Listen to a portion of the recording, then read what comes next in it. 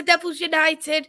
Today we'll be doing a preview as Manchester United take on Charlton Athletic in the Carabao Cup, and we have got Football Power Hour back again. How are you doing? Yes, I'm excited. I'm so excited to be here. Thank you for having me. You're very welcome. It's always a pleasure to have you on. Before we go jump into the preview, we'll say hi to people in the chat. Hey there, Henry. I hope you're well. Thank you for coming in. Hey there, Ravi. I hope you're well. Thank you for coming in. And hey there to Chris. I hope you're well. Thank you for coming in. And he calls you Football Happy Hour. I bring the happiness. I hope to bring the happiness. I like that nickname. I do like that nickname. So I thought what would be good is to start mentioning about the game from yesterday against Everton. Because I think a lot of people was expecting us to batter Everton last night, but I think I predicted 2-1 or 2-0 on my preview when I done it with Matt the other day. So what did you think of the game? Because it was a lot more narrower than a lot expected. I mean, it wasn't a walk in the park by any means, and also considering the fact that we pretty much picked, we had our best team on the field, and Everton were defending well. We couldn't find solutions until, obviously we had the early goal, which was a very, very good, boost. But early goal aside, it took a long time. It took up until the second half till we found solutions, So that was a tough game. And I'm assuming that lineup is probably the lineup that's going to face City, I think that the only change that will be Malasu will be off, Luke Shaw will be on the left, and Malasu Martinez will be on the centre-back position. Apart from that, I can't see there's going to be much other changes from that lineup. Yeah. I mean, it was a very, very, the fact that the thing that I was hoping for was Anthony to have like a upward trajectory in his form, because he hasn't really shook. He hasn't dazzled at all ever since the World Cup. So I don't know if he's still having a World Cup hangover or something, but something is not right with him. He got the goal, and then from there his performance just went down. I just didn't remember him taking any player on after. There was that skill that looked fine when he was double teamed or whatever, but like that was not productive. We need to see dazzling football, but with results. I think he's a great player. He's got a good play in him. He's got great talent, but his kind of talents, what he used in the Dutch league, does not work in the Premier League. Like you can use your pace. Your pace, it works massively. Like you see like loads of pacey players being awarded penalties because their pace, the defenders can't handle it, and that's why a lot of players such as Marcus Rashford and Garnacho last night, they take that for their advantage. So that's one thing that I think is great about Anthony. There's just some flaws about him. One, he's very left-footed. Is that necessarily a bad thing? Probably not. But maybe I'm being a bit picky. But the ones what I'm gonna say, what you cannot do in the Premier League is that you can't just shoot from a long distance all the time and expect that you're gonna get something out of it. I think the goalkeepers in the Premier League compared to the Dutch league is a whole different kind of caliber. They're so much more taller. They're so much more physical. So you can't expect every shot you make, you're going to get a shot on target or you're going to get a goal out of it. And I just don't think, I think there's something where I feel like he doesn't really pass to certain players in the box. Like, I only really see that he passes to Bruno or he passes to Casemiro, but he wouldn't ever pass to Martial and he wouldn't ever pass to Rashford. And I look at that and I think, why is that? Why is that? That is. I actually did not notice that, but there is something that's sort of one-sided about his game. I don't want to join on the bandwagon saying that he's a one-trick pony, because he's shown that he's got a few tricks, other than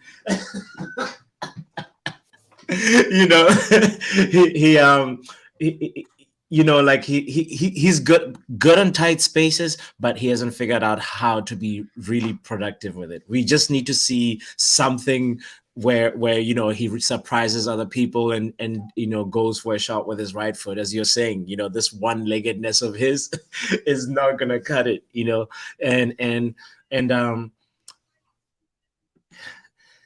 other thing is, like, you have to give him credit on his defensive work, though. He really, really supports the right back, whether it's Wan-Bissaka that moment or whether it's Dalo. He makes sure that defensively he supports, and that's what you want, bare minimum, from your winger. But you need to see offensive output. So, I'm just crossing my fingers that he's actually one of the players that's selected for this Charlton game, so that he can actually revive his form. He's one of the people that are struggling, and we know that, like, playing on the wings is hard, but like Garnacho is another person who's showing that, hey, you get a chance on a wing, you have to bring your best game. You have to have some offensive, even if you're not scoring, you have to be winning us a penalty, and that's what Garnacho did in the Everton game, right? But this is the only problem as well when you do look at in the Manchester United squad, especially while Sancho is out. There's no other players who can play on that right-hand side. So I don't want to say that he's comfortable, but he's going to end up being comfortable if Sancho doesn't come back soon.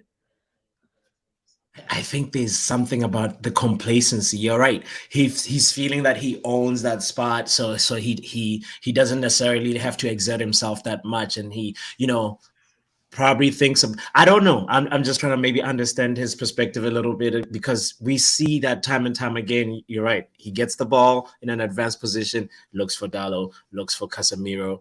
And I did not notice that he avoids Martial, but you're right. There hasn't been any But it's the same when Ronaldo was there. Like, I think there was one game in the Europa League that really angered me, because he was non-stop passing to Ronaldo. And I was literally thinking, why are you passing to Ronaldo when he's in a very difficult position, when then there's Rashford over there and he's so open? Why didn't you just pass it for an easier goal?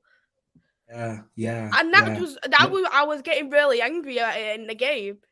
I was so angry. I'm like angry with you at him, because I loved what what his signing represented of just like flair and creativity, and we need 100%. That. I love football that's like that has an output. So, Charlton, please let Anthony revive his form. We'll see. Hopefully, he's one of the starters. Absolutely. And we'll talk about as well the goal that Everton scored, because we've only conceded one open play goal this season at Old Trafford. That one was against Brighton. So that was at the very start of the season. But then I think we probably conceded the most scrappiest goal and I could ever imagine. That reminded me of a pinball machine. The way it's like, come on, David, and he's leaning against the post. He could do better. He could do better with his reactions. He can do better with what's crazy is you normally associate his feet with good reflexes and sort of like, he saves with his feet a lot sometimes, so it was very disappointing. But we can't bash him too much, Maisy, because the last game, the last Premier League game, he pulled off some important saves that kept the game, at nil, and we have to make sure that we recognize that he's been doing so well, and that position is very difficult. You make a mistake, it ends up, but other players in other positions make mistakes and they don't really always end up being a goal. I feel for David, and I hope he gets this mistake out the way, and then for the next few fixtures, I'm just hoping it doesn't knock his confidence at the end of the day. Yeah. It reminded me of a season where he had a couple of a flurry of errors where he, even just catching a simple ball was just like, it's almost like that Harry Maguire nervousness that can creep in. There's a certain vibe that you just, as a fan, you just feel it, and you just see the player also, like just becoming nervous, and the moment becoming too overwhelming for them. David De Gea, you got my support. The person that I want to share flowers to is Casemiro. Casemiro has been absolutely outstanding this season. It feels like he's been the difference for me between top 4 and probably going into the top 5, 6, 7, 8. Even if Harry Maguire is playing, Casemiro would be there to stop Harry Maguire from scoring. And Casemiro he's just something else. It's a different gravy, and we have to just, we can only wonder how life would have been if Casemiro and Pogba were on the pitch together. But anyway, we could say that, but then Paul Popper had Emmanuel Vidic, who wasn't losing his legs at that point, alongside Ander Herrera, don't forget. True. Yeah. Anyway, the Pogba situation is it's done and dusted. It's done and dusted. Let's not open that box. But Casemiro, he's just right now just performing so well that I feel like he's up there in the conversation of probably one of the best DMs in the Premier League at this very moment. Mm-hmm. I don't know where would you rank him? Would you say he's first, second, or? Well, Chris, as a Liverpool fan, is saying Casemiro's the best defensive midfield in the league right now. I love you, Chris. That says a lot, because Chris is probably, as he said, is in pain saying that. But as I always say, Casemiro is in the top 2 best defensive midfielders in the league this season, and he isn't second.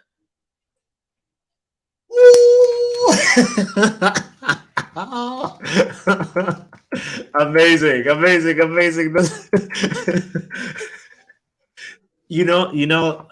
The Arsenal fans be, sometimes saying Thomas Partey, blah blah blah blah, but honestly, it's not an agenda. It's one of those where I just believe right now he's on another level, and he was consistent in the World Cup too. He was fine. Thomas Partey was good before the World Cup, and then he disappeared a little bit in the World Cup, and then but Casemiro, was there for Brazil. He scored. So my point is, right now he's been the most consistent for the last couple of months, and he's really, really at the top of his game. And Matt is absolutely spot on here in saying that Casemiro our best buy this year and probably the last 10 years. I've got I actually think that we've robbed Real Madrid out of that 60 mil. That was a bargain, 60 mil for Casemiro. that for real, it looks like a bargain now, and to think that, anyway, I don't like talking about those old white men at Talk Sport that gave Casemiro so much, like what? Graham Souness calls him a steady Eddie. He was like, we got the worst of the three, between Kroos and Modric. And I'm just so happy we ended up with him. It was a match made in heaven, and whether it was a panic buy or not, I don't know really. You can say obviously we didn't get De Jong, and then from there it ended up, from what I've read, yeah, go ahead. Ten Hag both wanted De Jong and Casemiro. Really? Yeah. No way. He wanted them both. Apparently, from what I've read, in June, he said he wanted both De Jong and Casemiro. Ten Hag's ambition. Oh my goodness. Wow. That's incredible. I mean, if that was Ten Hag's vision, we have to just like say, hey, we're in good hands. Manchester United is in great hands. What? To even just like articulate that as a demand, I even have more respect for him now, you know? Mm-hmm. Exactly. We'll go on to the game because I think this game, considering we've played a very sticky but non-sticky at times Everton, and then we've got the derby next weekend. I'm expecting rotation in this game. You know, that's literally what I was thinking about before the stream. I was like, so Maisy, would you want to just start the game? You know, like it's like this. It's like you can either just start with your strongest team again and get it to 2-3-0 and then get the kids in, or would you just start with the kids to, like It's hard because we've got a few injuries. I would say Donny should start, but then Donny's apparently out for a year. But I think for me, there's going to be. I think Martinez should play because he hasn't had a proper minute at Man United yet, so he needs to start. And I will put him probably next to Lindelof. Shall we do what we think is our 11 for the game against Charlton? Yes, let's do that. Let's do a predicted 11. Yes. I think that would be a good idea, and then we can go into it then a little bit more detail. I'll stick with the 4-2-3-1, considering that's our formation this season. Is that good with you? Yes, that's perfect. Great. Okay. So yeah, 4-2-3-1 here. So we'll start with the goalkeeper. I have a small feeling that Jack Butland's going to be playing in this game. You know that's if there's a game to play him, it's that. Yeah. It's the best like opportunity to just welcome into the club. I agree with you. It's certainly going to be. Mm-hmm. We'll put Jack Butland in because, to be honest, I want to get your thoughts on the actual. I don't know where his picture is. I want to get your actual thought of the signing itself because I know Ravi did ask a question in the chat as well about the backup goalkeeper situation. And what do you think of it? Because I think it's a very weird signing, and just like he's going to probably get less minutes than the Brafka. I just think he's one of those where, like Ten Hag was like, we need to have a backup goalkeeper. We can just, rely on Tom Heaton.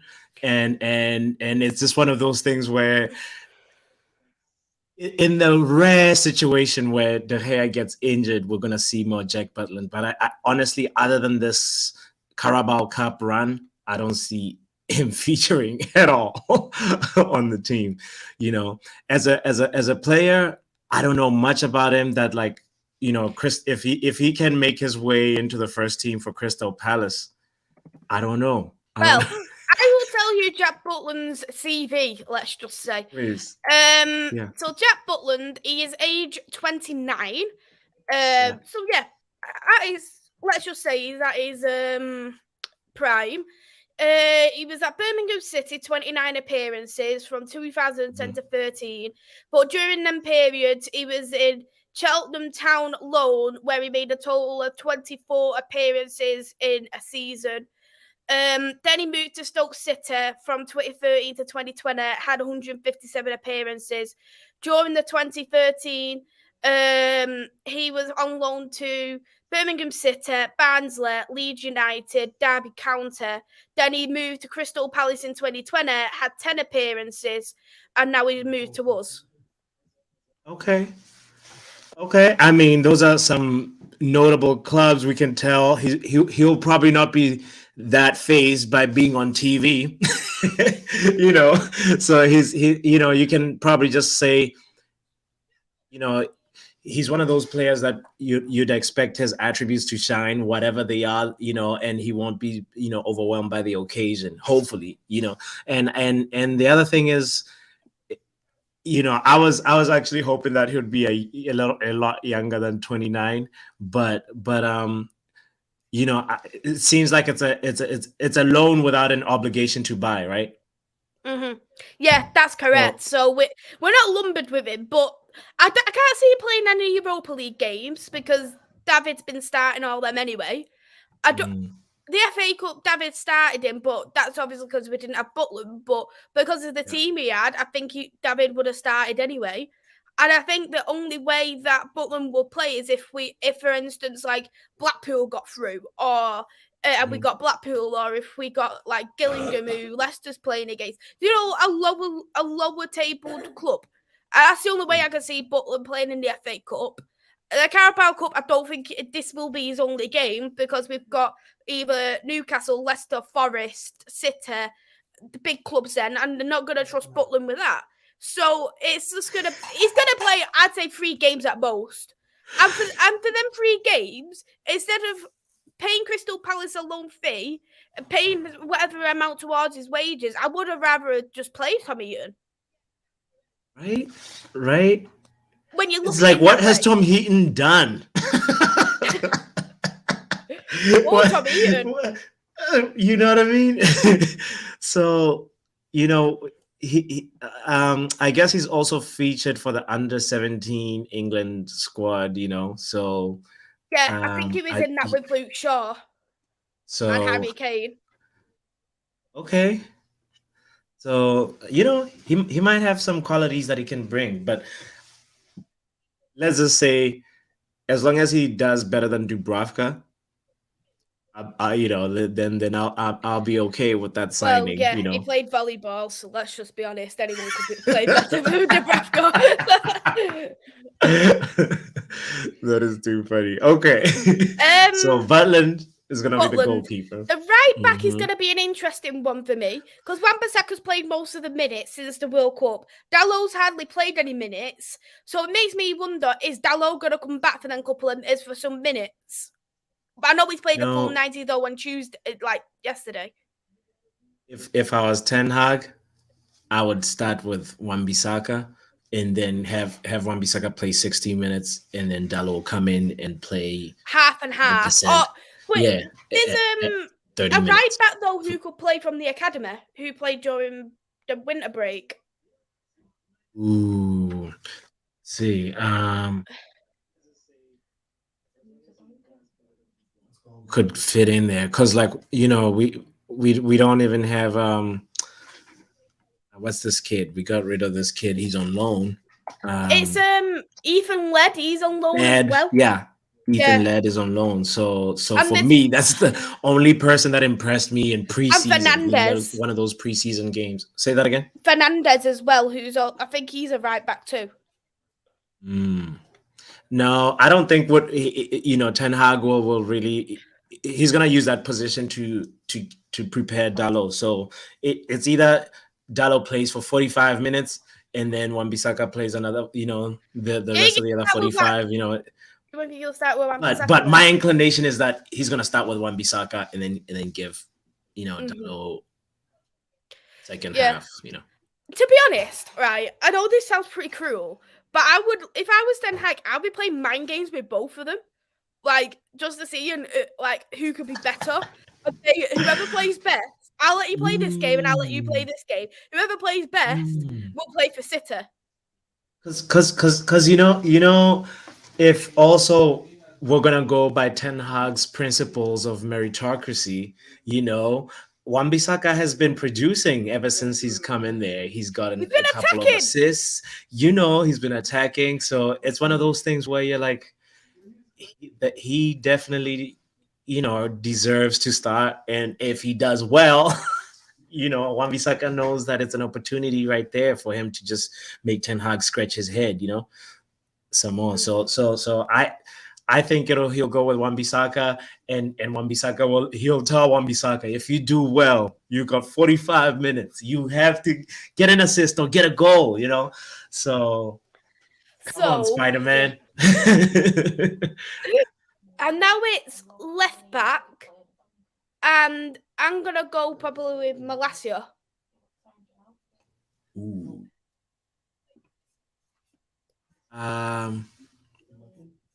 Yeah, you're right. You're right. No. Here's the thing. You might because of um, the Martinez factor. Martinez needs to get a run of games. He needs to get in rhythm. So I feel like, you know. Yeah, you're right. I'm so indecisive, but you're right. He's gonna go with Malacia. Yeah. I keep Shaw for Derby because Luke Shaw's been brilliant on the left, and now he's our stronger left back. And then I think Martinez will play alongside Malacia on the left. True. It'll be Martinez center back and then Malacia left back. Well, that's pretty easy. We covered 2 in 1 that goal. makes that makes sense. That prediction makes sense. Yeah. The question is, who's gonna go alongside Martinez? It's gonna be our sitting captain, Harry Maguire. I feel like he has to start. But then what about Lindelof?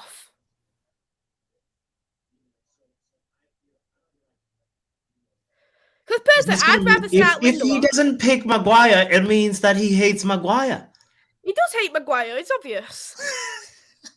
No, but it's gonna be to Maguire now. It's gonna be really clear because for some reason he still has confidence that Ten Hag believes in me.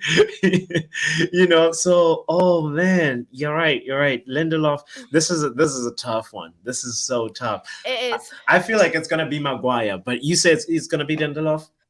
I have a feel I'd rather start Lindelof, but then under the same breath there's still Maguire. Like Maguire's, for me, he's our 4th choice centre back.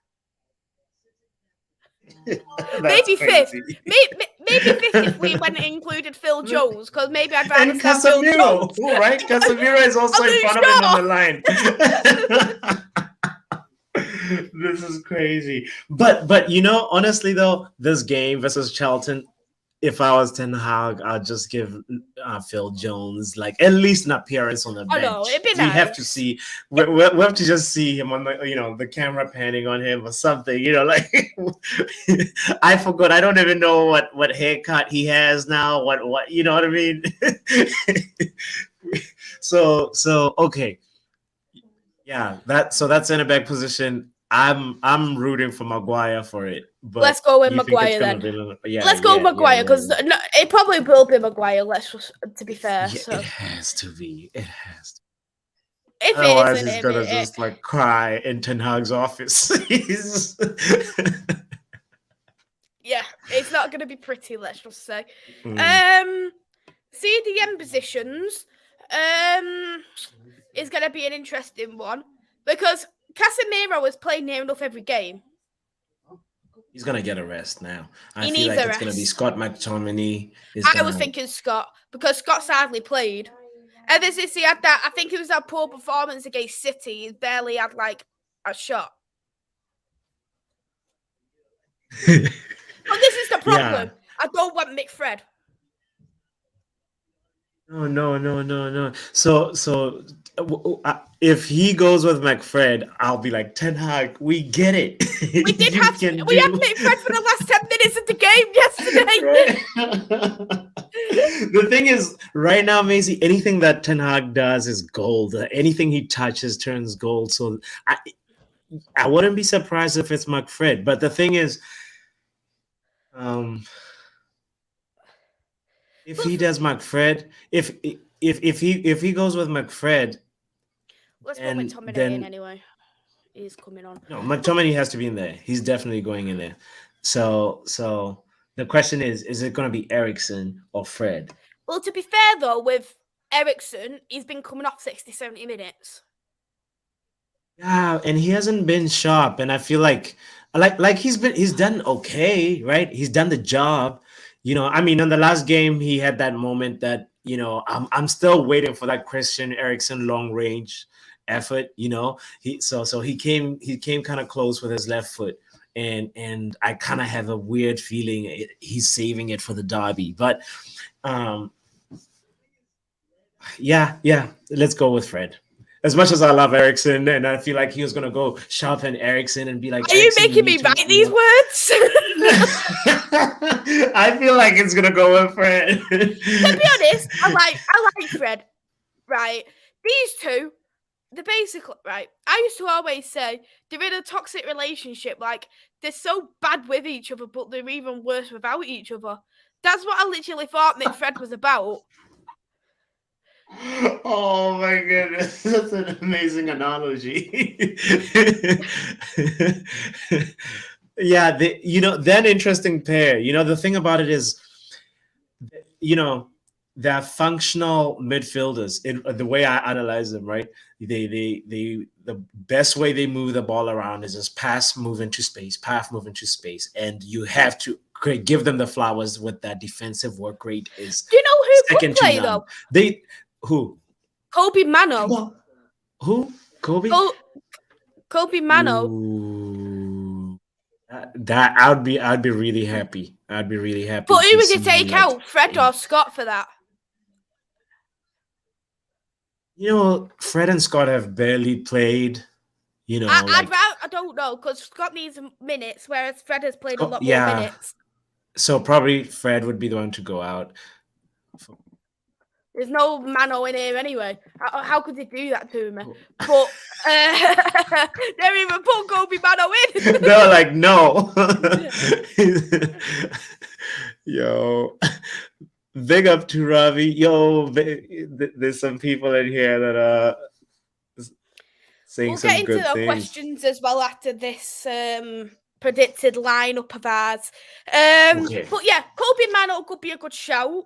But if he was to play, maybe he come off the bench. True. I feel like Kobe Mano and also even we need like even one more appearance from an academy kid. If there's a time to play them, it's actually on this occasion. Iqbal could be another shout. Iqbal, yeah, I feel like Iqbal could come in. What about Charlie Savage? Because I haven't seen him at all. Could be on the bench. Yeah. Yeah, definitely Casemiro is not invited. I don't think Casemiro is coming to this game. He's going to be at home. Yeah, Casemiro's chilling. Exactly. So yeah, I'd say Zidane Iqbal is ahead of Savage. So could be either Mino or Iqbal. I agree here with Akhil P that Iqbal and Mano could come off the bench. I don't think they'll be starting at all, that's for sure. But Ravi's question is going to go on to the next position now, who I had, Garnacho. Is Garnacho start? I think he's good enough. I think Garnacho will start. More than good enough to start. I think this is the perfect game for Garnacho. He's been one of the best youth players we've had in a long time. He's the spark that we've been needing. We haven't had any. You're right. I can't even remember. Maybe who was it? Maybe number 11 was the last time, or was the last one. But Garnacho is he's the next. He doesn't have no name. Yeah. Oh, bloody hell! Am I spelling his name? Oh, I spell it wrong. Am I spelling his name wrong? Try Alakhan. No, I think that's how you spell it. Try E-L-E.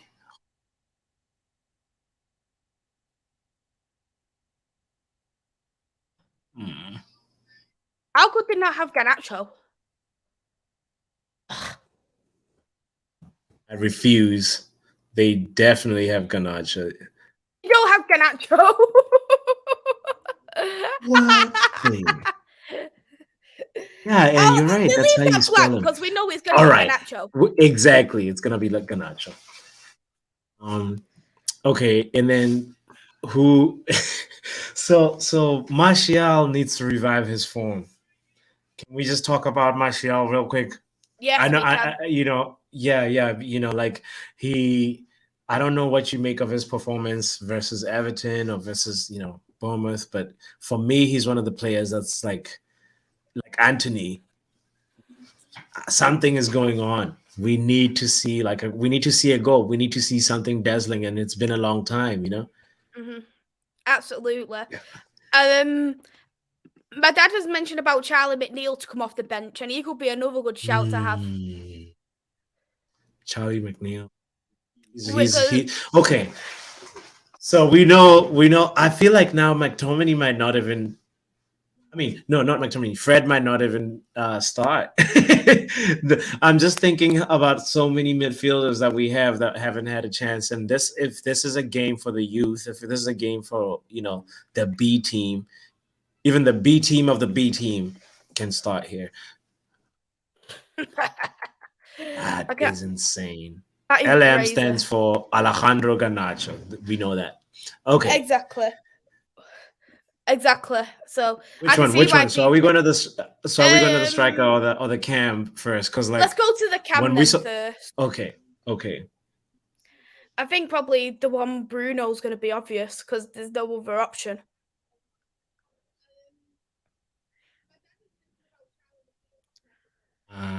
Because think about it, the only option that would have been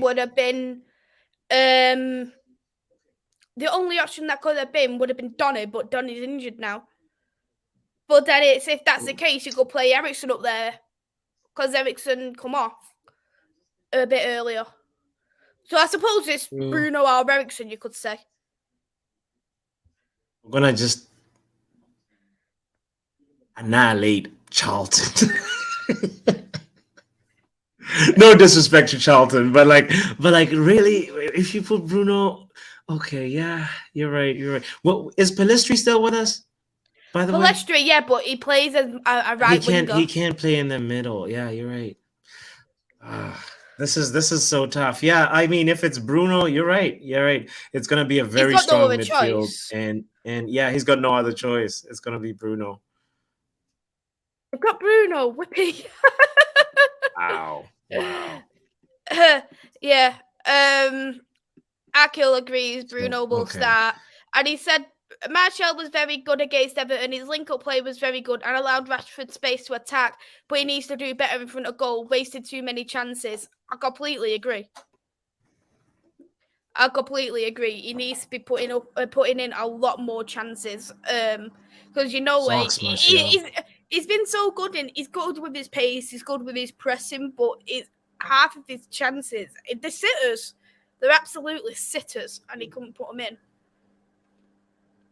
He's starting to worry me. That we've been praying for his fitness, and now he's fit. And now this is what Abby repays us. Right?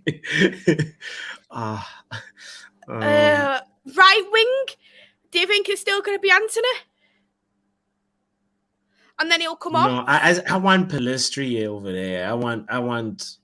But the thing is, Pellistri hasn't even had a minute of football for Man United's first team. You know which Anthony is going to be there? It's going to be Elanga. Yeah. Which Anthony? Anthony Martial, Anthony Santos, or Anthony Elanga? What are you picking? I like to call them Ten Hag's AAA batteries. And it's going to be Elanga, I feel. It's going to be Elanga. Mm-hmm. Yeah, I actually forgot about Elanga for a split second. I forgot about Elanga, I must be honest, but can I say something real quick? Yes.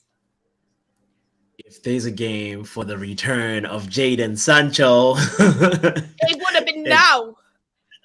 Right? So I mean, he's back in Carrington. I wouldn't be surprised if he just makes a surprise start, So if you was to play Sancho though, because we've already said we're starting Garnacho, would you play him on the right and move Elanga in the middle? No. I'd play Sancho on the right because he needs to. The whole thing is right now. Sancho, Ten Hag is hoping Sancho is watching all the stinkers that Anthony. You know what I mean? He's just like, there's an opportunity here for you. So it's Sancho's. He's training alone still. Yeah. Damn, I can't. Why did you break my heart like that? I can't just crush my hopes for Sancho. Okay, until he starts training with the team, we can't dream about him, being in the lineup. So okay, Anthony Elanga. And then up front, probably Anthony Martial. We haven't got much options.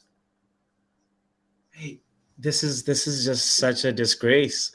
We are out of players. Or if you play Rashford up front, but then I'd rather wait. It's either Anthony Martial or Rashford who could play up top. But then I think like with Rashford, I kind of want to rest him. Yeah. Whereas No, I don't. no. I'm not too fussed about Anthony Martial. I don't think I care too much if he played the full 90 against Charlton. I know he wouldn't, but I'd be more fussed if Rashford did just because of the derby. No, I agree with you. Rashford has to be we have to rest his legs. We can't even like imagine if just like a hamstring. We don't want to risk anything. I think he has to just rest. He might even be told go watch the game at Casemiro's place. Yeah, so here is the lineup we picked. Faceless Jack Butland, Malacia on the left. Go on. Hold on. We can't forget about Brendan Williams. No, it's not a joke, Maisy. He'll come on as a sub. He'll come on as a sub. You think? I think he'll come on as a sub more than anything. Do you know, for Wan-Bissaka or he might even risk playing that youth player? I think he's Matt Jurado. I think he's pronounced. Yeah. Okay. All right. Well, he's probably gonna be in the, because the thing about it, when I'm comparing our lineup with what Ten Hag had for the game versus Burnley, and there was like Brendan Williams and Pellistri on the bench, and I think that other be kid, a couple of more right Bennett. I don't know if that's how you pronounce his Bennett, name, but he's the center back. Yeah. So anyway, have you heard about this transfer link? No, please don't tell me those talks are actually gaining steam. I don't know if it's steam, but apparently they can't let Ronaldo play at the moment until like they get rid of some players, and he's one of them, and they're looking at putting him on loan to us. That is crazy. No way. Thank you. No, I'm what? I don't care if he's a good player or not, right? I won't do it just to benefit Ronaldo. Maybe that just sounds very petty, but it's to benefit Ronaldo, not to benefit us. Just no. Come on, no. I'm fine. He can stay looking for a club, and I'd rather have Scott McTominay play striker for us, over him.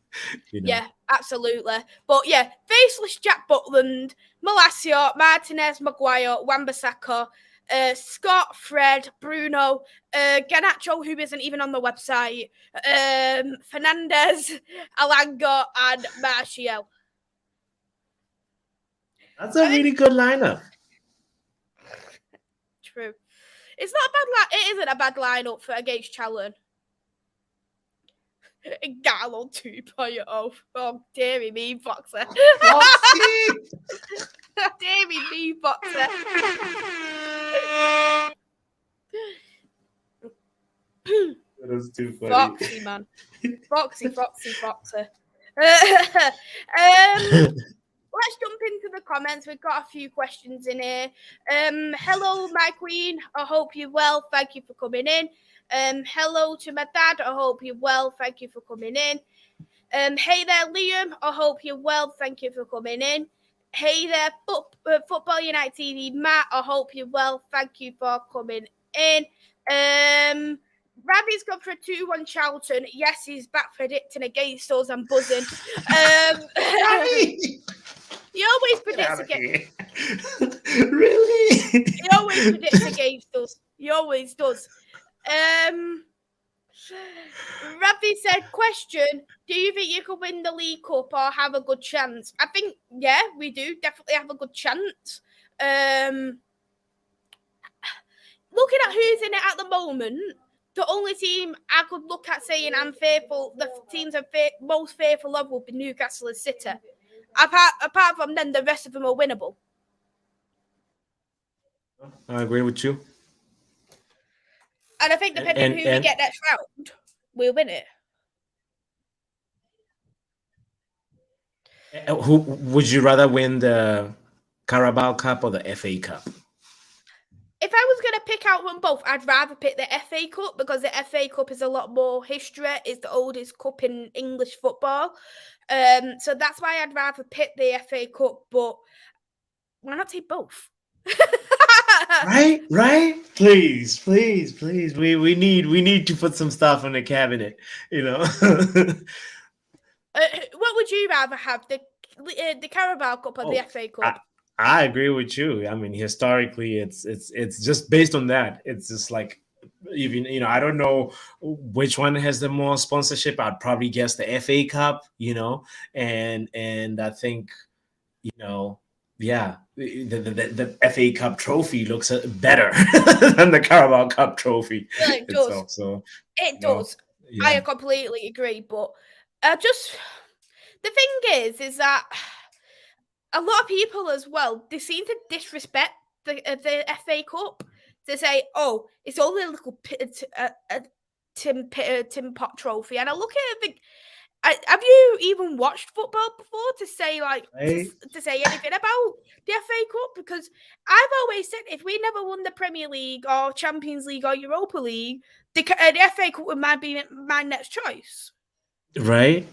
Actually, I agree with you. I mean, and when you think about it, look at the teams that have won the FA Cup. You got to just look at the pedigree of the teams that have won it, and then it'll tell you all you need to know about it, you know.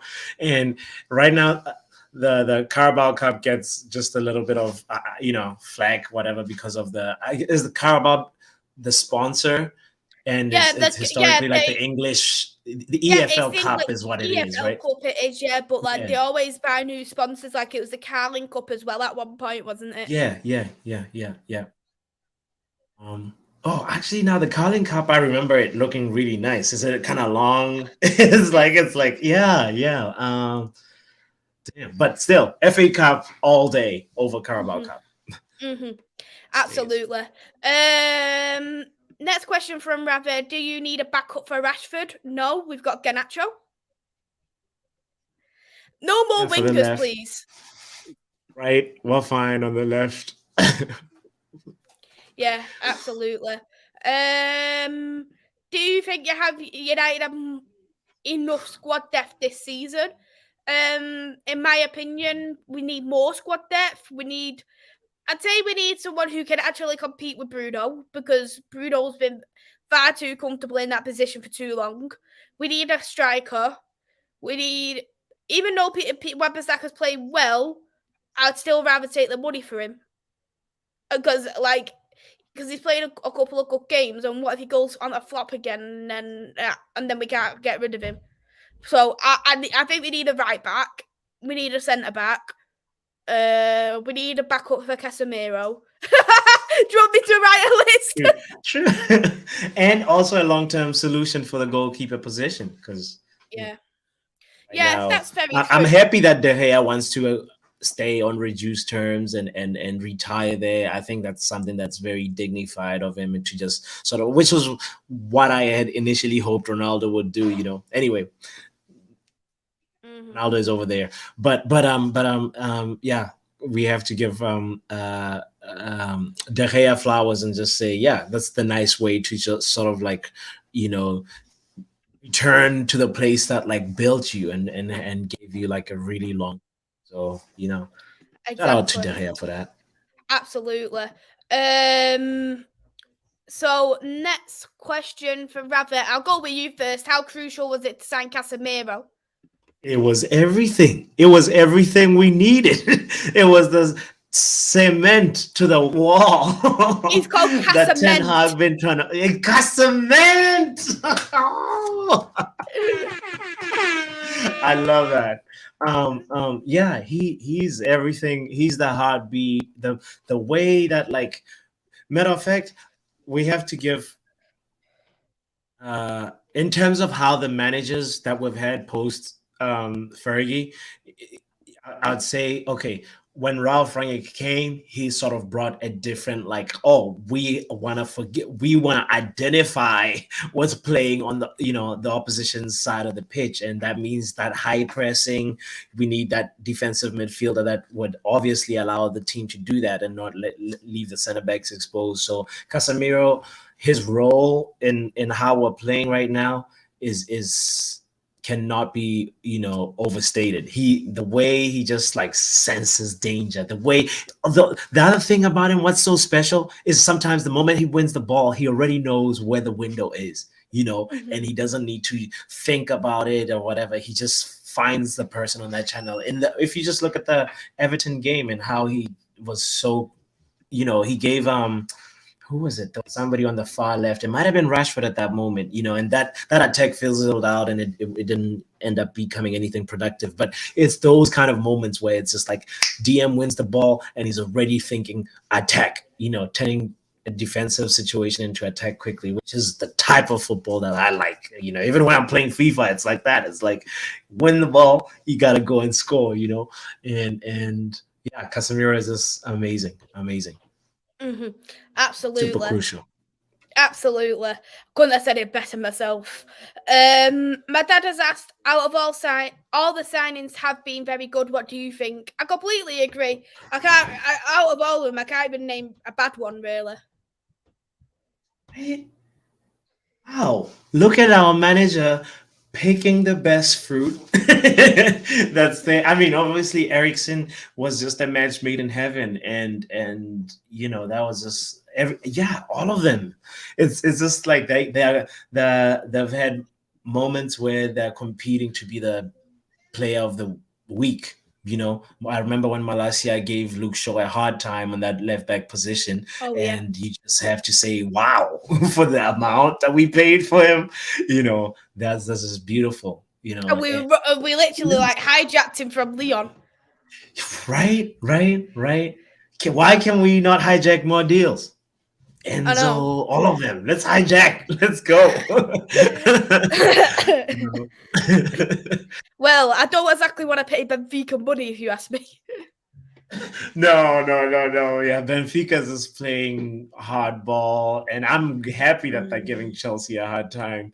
And hopefully they just like come back to their senses. And I wouldn't mind Enzo Fernandez at Carrington, honestly. Yeah. And then it'd be like the three Fernandezes. Bruno Fernandes, the Fernandes from the youth, and Enzo Fernandez. The 3 Fs. 3 Fs, 3 As. Oh my God. You know about the A's? Can I tell you something? Phil Jones, his middle name is Anthony.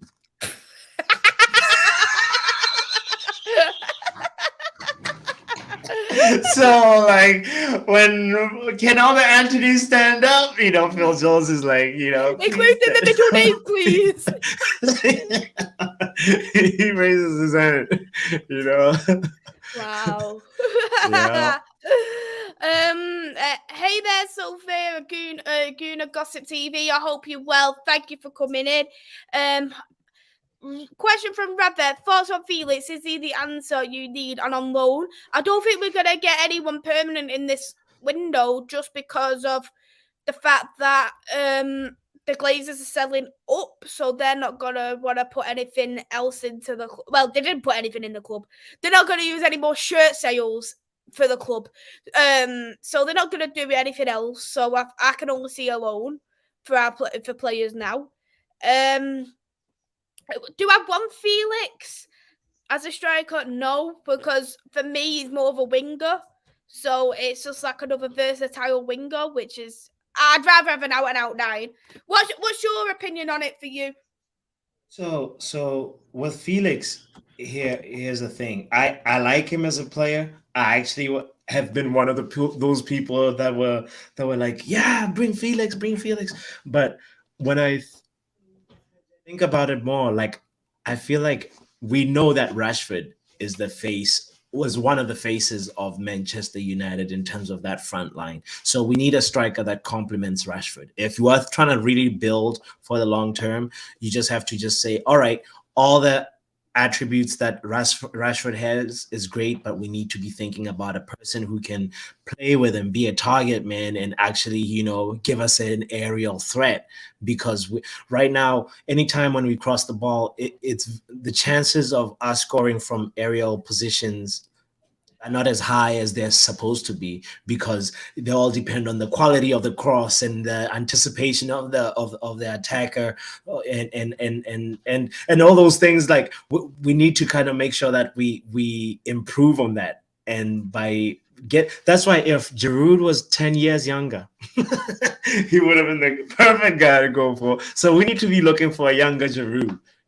Oh, yeah. Apparently, Giroud's but with a little bit more pace, that allows us to like press high. We need like so that's why it's like the attributes have to be like that. So João Felix does not fit the bill, honestly speaking. As much as like I'd like him to he can play as a false nine, but when we need to have a target man, we're limiting ourselves if we go for, you know what I mean? Okay, so yeah. But I heard Giroud is actually linked on a loan as well. On a half a season loan with us. I wouldn't mind. If we saw the Giroud. Qatar Giroud was good. Giroud, he can. If Qatar Giroud can be Carrington Giroud. Say what? What did you say? Giroud doesn't play like he's an old player. No, he doesn't play like he's an old player. But also, Maisy, we have to also just say, hey, we want to set a standard at Manchester United. This is not a retirement home. We can't be having all these old men come over here and collect their checks at Manchester United. What happens if Giroud becomes another Cavani and then he's gonna go in injury? He gets, you know what I mean? We have to kind of just like be like, we are rebranding ourselves, and if we're gonna go for somebody that looks like Giroud, he has to be 10 years younger. Yeah. It's not a retirement home, man. I'm tired. Akil's right. Ivan Toney would have been perfect, but I bet Ivan Toney. I betcha. You betcha. Akil, you're too funny. I agree, though, with Liam. Giroud would be a great option. And the thing is, Giroud wouldn't mind being dropped. He's happy to be a bench player to benefit the team. That's exactly what I was going to say. Yes, he loves, you know what I mean? That's how you build a team. People that know their roles, because you need people that actually, of course, they're competing to play well and make the manager have something to think about. But you need people that also embrace the actual position in the whole, ecosystem of the team. You have to have people that are like, know that I'm part of the spine, but then I'm here to play the role of like, anytime the team needs me, anytime we're looking for that Fellaini type of football, there's times when it's like, all right, it's a cup game, we are in the round of whatever, or semi-final FA, anything, whatever, it's like we want to throw everything forward. We need to have players that allow us to do that. So yeah, no, I agree with you. Yeah, absolutely. My dad asked, are you both confident on the City game? I am, the way we are winning and City letting in goals. For me, right, I would love a City win. I would really love it. A part of me feels like it's going to be a 2-2 draw.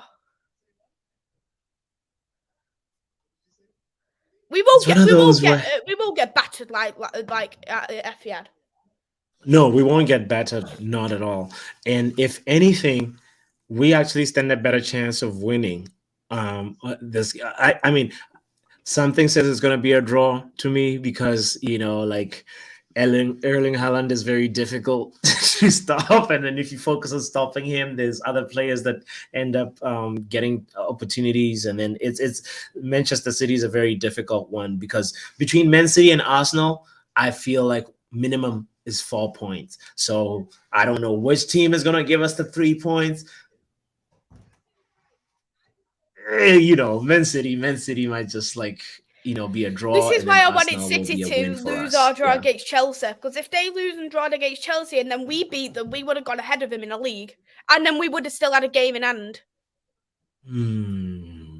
But you know what? Right now it's still too early to be just like playing It who's is. in front of us. It is. you know. But we need to look at. We need to look what. This is the thing with being at top of the league. You have to look what's behind you, but we look what's in front of us when we're in fourth place. So we can look and go, oh right, Newcastle's on the same amount of points as us. Let's go and get our goal difference better.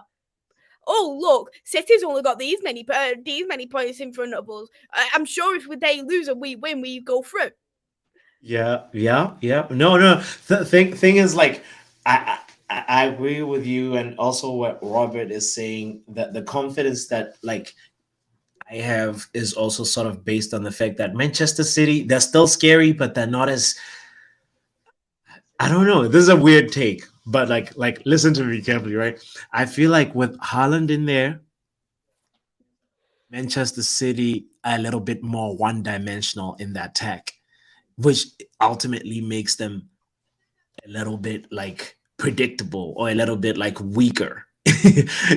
So even though Haaland is getting a lot of goals, it might be one of those things where it's just kind of like, you remember Ronaldo's first season when he, on his second coming, where he's getting a lot of goals and putting in the numbers. But like, our attack is that thing that you were talking about. Anthony's looking for Ronaldo in the most difficult position. And it's like, that's the channel that, if that's the thing that, that's the situation that might end up happening where Haaland will get 1, 2, or 3 chances, and there'll be like difficult chances, and as long as he doesn't convert them, we stand a very good chance of beating Man City. Absolutely. Yeah. Absolutely. Hey there, football. Hey there, I like coffee. I hope you're well. Thank you for coming in. My dad's gone for 3-0 for United. Chris has got 4-0 for United. That's a top 4 finish or 1 or 2 trophies. Well, yeah, he doesn't like us. He knows he doesn't like us. I accept it. It's fine. Akil said, if Casemiro is not playing in the game, why did Ten Hag take him off so early? I think for me, it's more because he had so many minutes being played and he looked a little bit tired in the last couple of games.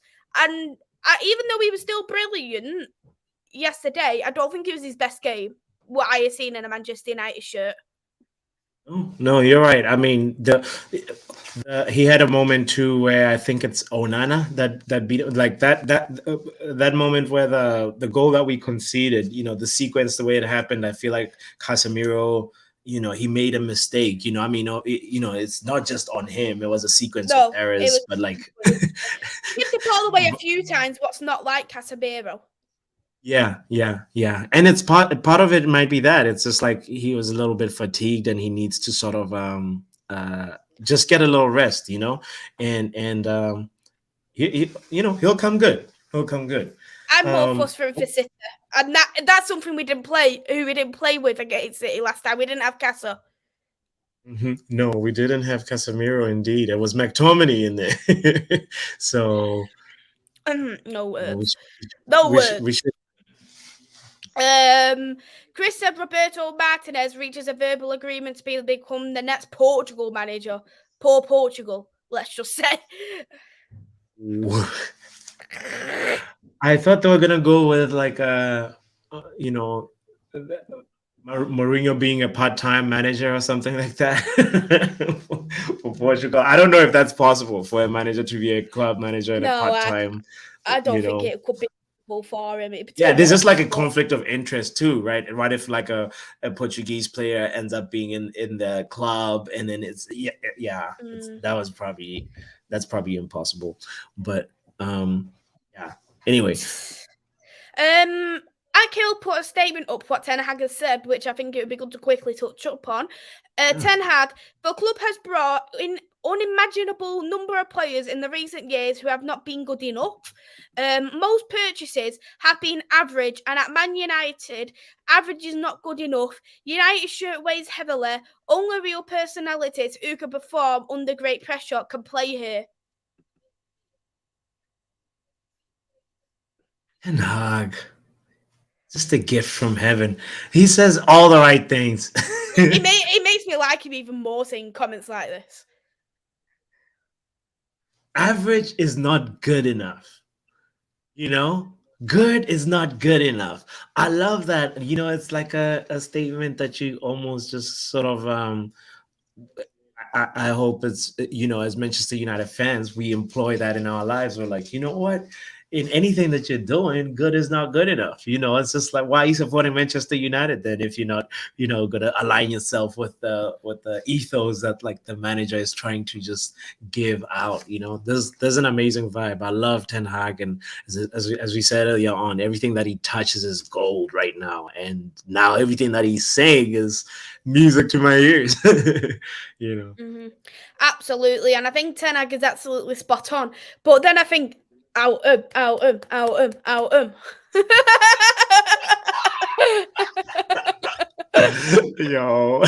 you're too funny. We know who you're thinking at, just out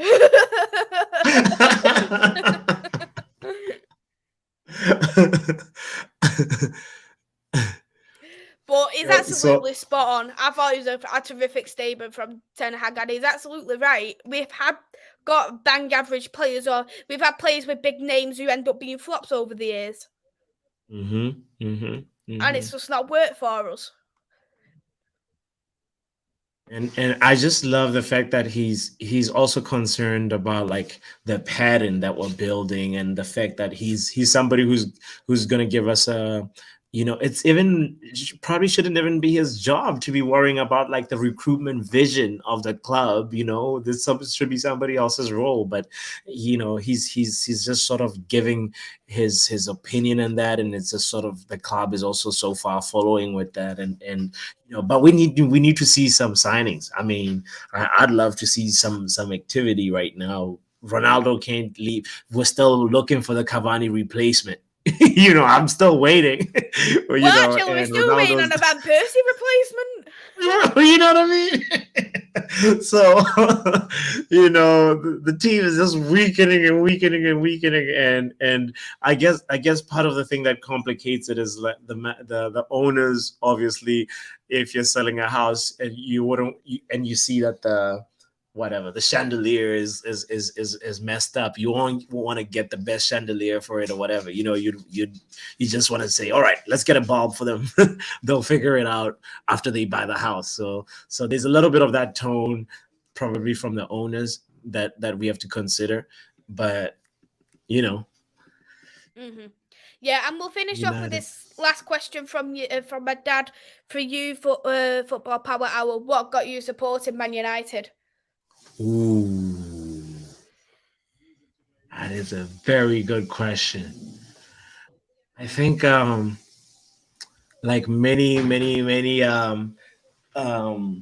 my friends, it was just one of those things where would watch EPL games, and then somehow I got drawn into how that team that had like David Beckham, that had Scholes,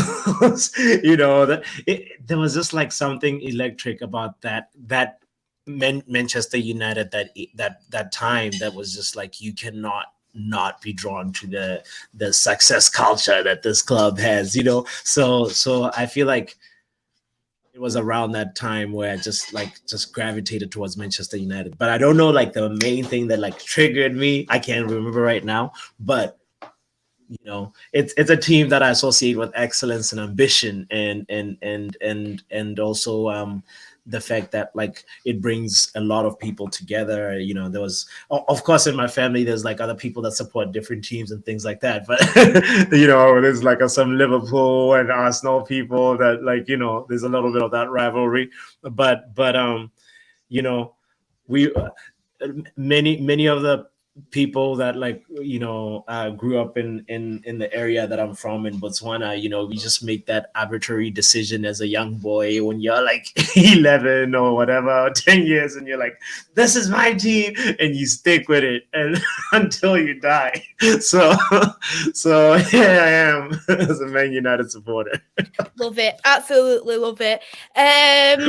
We'll finish it off here. Thank you, Football Power. What's your prediction for the game? Oh yeah, my prediction, 3-0 for Man United. What are you going to go for? I think it might even be 5-0. This team has not, I mean, the form, you saw the form that Charlton has been in. It's just been like horrible, barring the game that they won versus Portsmouth. I think they hadn't won a game in open. They hadn't won a game in open play since maybe late October, early November, and they're also in a bit of a weird situation with they have this owner that's a little bit acting reckless. He's firing people left, right, and center, and they're sort of in a little bit of a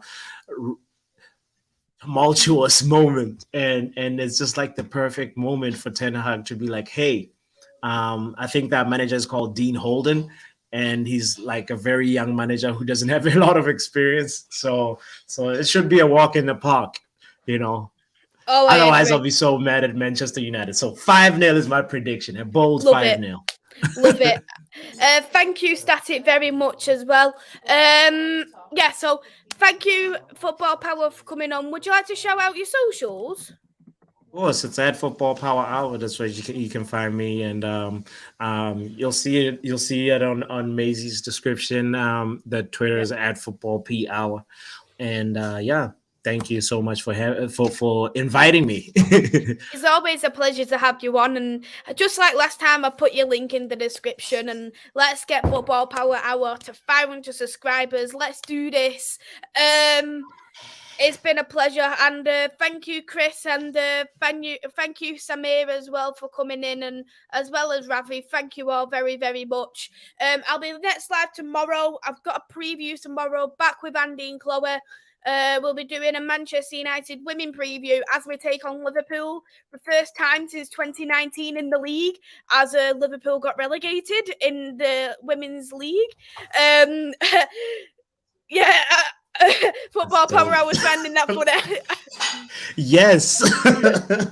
No, I mean it's amazing. I'm learning all about Manchester United women's team from you, and I just want to give you your flowers and just say you're the best person. If anybody wants to know about anything about Manchester United and also about I love how you also cover the Portuguese league too. I mean, you follow Lisbon, is it? Yeah, so I'll be doing a preview for that this week as well, because it's against Benfica.